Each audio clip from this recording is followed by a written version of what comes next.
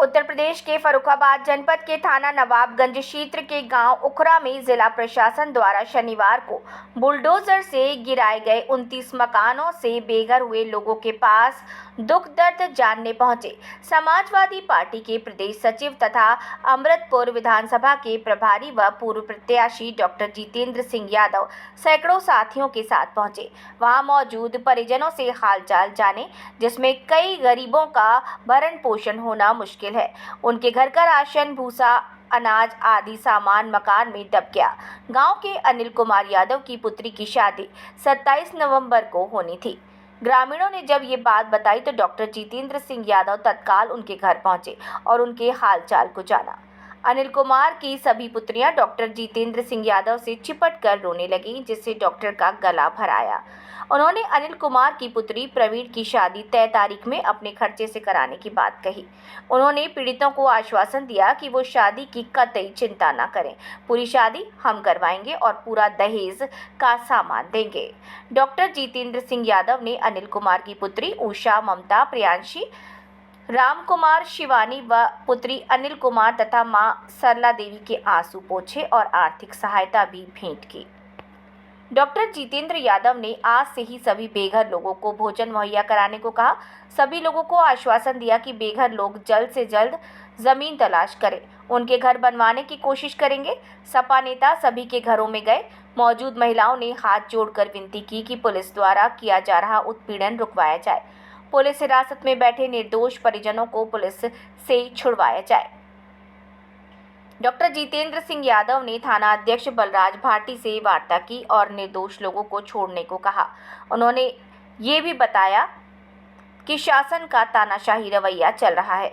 हम लोग विपक्ष की भूमिका में हैं, इसलिए कुछ नहीं कर सकते, लेकिन कानून की लड़ाई सभी बेघर लोगों के कंधे से कंधा मिलकर लड़ी जाएगी और उनके आर्थिक सहायता तथा भोजन की व्यवस्था भी की जाएगी। पत्रकारों से वार्ता के दौरान उन्होंने मौजूदा प्रदेश सरकार पर निशाना साधते हुए कहा कि मुगल और अंग्रेजों के शासनकाल से भी ज्यादा जनता का उत्पीड़न इस सरकार में किया गया।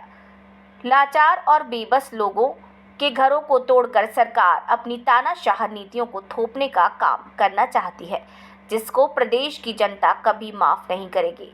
ग्राम उखरा में प्रशासन के द्वारा जो कार्यवाही की गई है वो बेहद निंदनीय है। पीड़ितों को न्याय दिलाने के लिए हम उनके साथ हैं। तो बहुत बड़ी बुलडोजर कार्रवाई की गई, इस पर क्या कहना है? उत्तर प्रदेश में न्यायालय के आदेश को मानने वाला है कौन?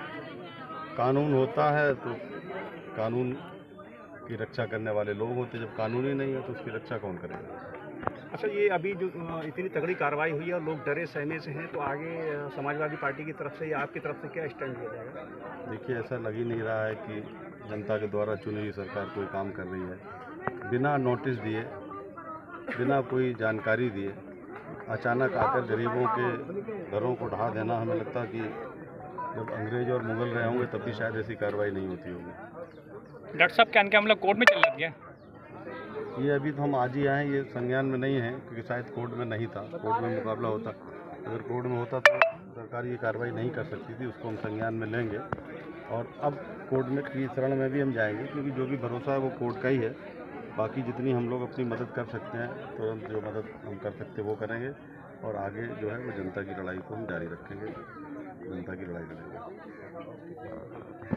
यहाँ के सांसद का एक बयान जारी होता है, वो कहते हैं कि सपा का नारा है कि जो सरकारी ज़मीन है वो हमारी है। अखिलेश यादव एक ट्वीट करते हैं इस वीडियो को, तो उसी पर यहाँ के जो एमपी हैं उनका ये कहना है कि जो सपा का नारा है कि जो ज़मीन सरकारी है वो हमारी है। इस पर क्या कहेंगे आप? हम तो कभी ये नहीं सुना, ये भारतीय जनता पार्टी के लोग ही कहती है सपा का नारा है। वही लोग जो है ये नारे को भी गढ़े हैं और वास्तविक रूप से करके वो दिखा रहे हैं। जनता को उजाड़ना ये भाजपा का नारा है। वो कह रहे हैं बीजेपी सरकार में ज़मीनों पर कब्जे नहीं, विकास की परियोजनाएं लगातार चल रही हैं। बिल्कुल, बहुत अच्छा विकास हुआ। हमने सब मकान टूटे हुए देखे, यहाँ पर भूखे जानवरों को देखा, बिलखते रोते बच्चों को देखा, जानवर